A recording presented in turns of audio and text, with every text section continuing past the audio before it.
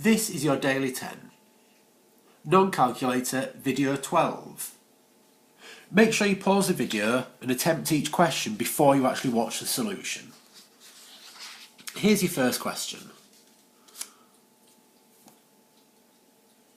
So here we need to try and solve an inequality. Now this is exactly the same as solving an equation, it's just got a different symbol instead of the equals. So here what we would need to do for 2x plus 8 is greater than 4. First thing I need to do, opposite or inverse of add 8, is take away 8. So I'd get 2x, same symbol, just keep writing that. 4 take away 8 will give us minus 4. To leave x on its own, I'd need to divide by 2. So I'd get x, just the same symbol, greater than. Minus 4 divided by 2 would be minus 2. So there should hopefully be, there it is, a solution that says x is greater than minus 2. Here's your next question.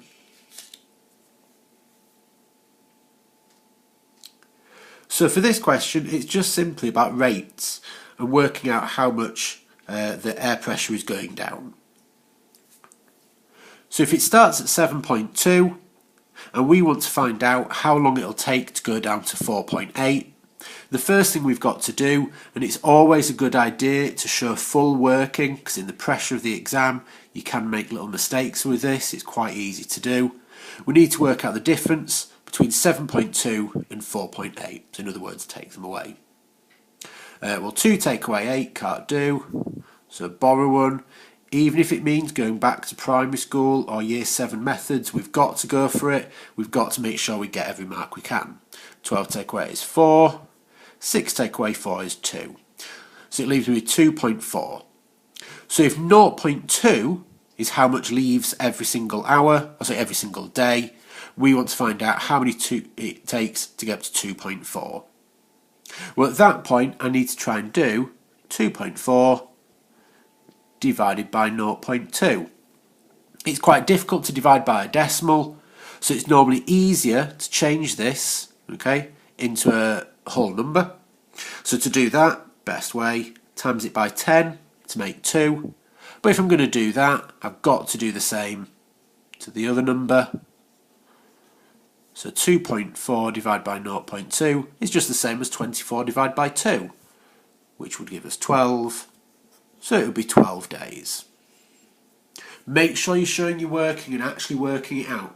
Don't just go with everything in your head. It's quite easy to make mistakes under the pressure of the exam. Here's your next question, all to do with ratios. So for this question, it's actually trying to get you to use the ratio and use bits and pieces that you know about it. So it's telling us that the letters x to y are in the ratio 7 to 4.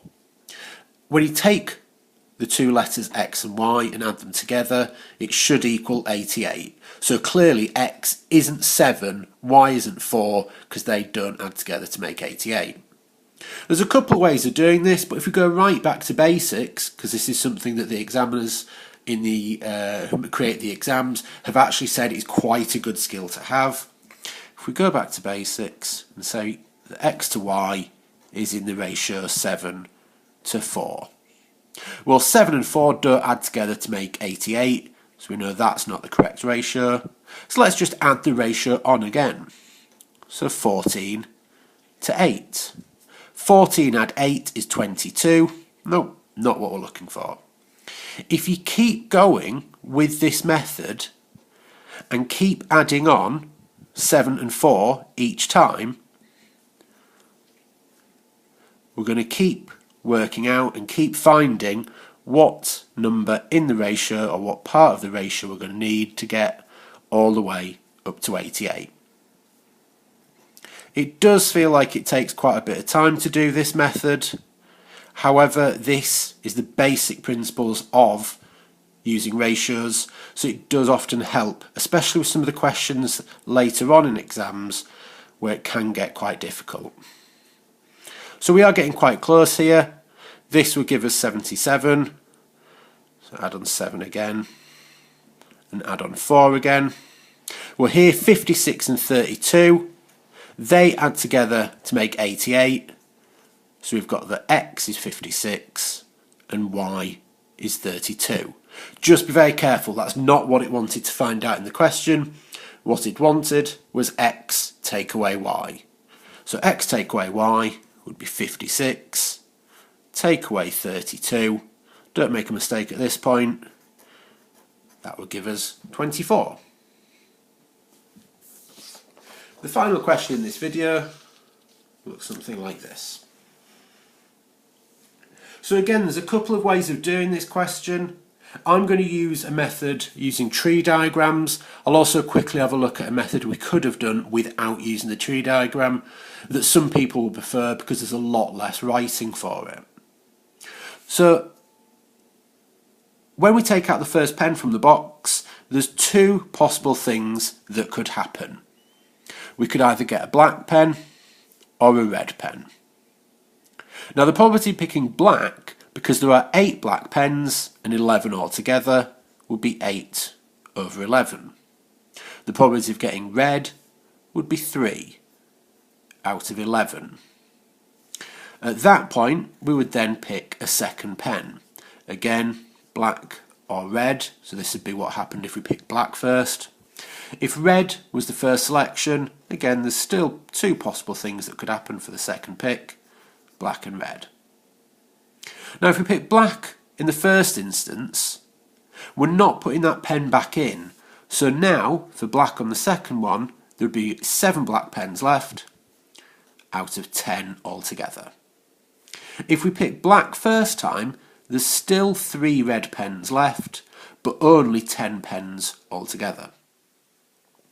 If red was the first selection, black, well that's still 8, because we haven't changed that, but it is over 10. And red, well we've picked 1 red out already, so the number will go down to 2, and there's 10 pens in the box. So to work out the probability of getting 2 of the exact same, there's 2 possible ways that could happen. We could get black, then black. So to work out the probability of that, remember we times probabilities together if we want to do one thing and then another. So we're doing 2 things, one after the other. So we would have to do 8 over 11 times 7 over 10, just taking these 2 probabilities here. Timesing 2 fractions, we times the top and we times the bottom. I'd advise don't simplify the fractions at this point because we're going to need another one in a second as well. The other way is to get 2 reds. So the probabilities here are 3 over 11 and 2 over 10, which again we just need to multiply together. 3 times 2 is 6. 11 times 10 is 110. So we want either to get 2 blacks or 2 reds. Well, to work out the combined probability here, we would then have to add these 2 together. So 56 over 110 and 6 over 110. This is why I advise to leave the fractions as they are without simplifying, because now you can just add the 2 fractions easily. 56 plus 6 is 62 and it's over 110. So there is our probability of getting 2 of the same. Now we could have done this without drawing the tree diagram simply by going straight to this element. So again, we knew that black pen was 8 out of 11 to start off with, and because we're picking the same colour again, we know that the number of black pens has gone down, the number of pens has gone down, so we could have got straight to this point without the tree diagram. And the same for red. Red we knew was 3 out of 11, because there's 3 red pens, 11 altogether. We take 1 out, so it goes down to 2 over 10. So if you'd done just this element without the tree diagram, you would have still got the full 4 marks.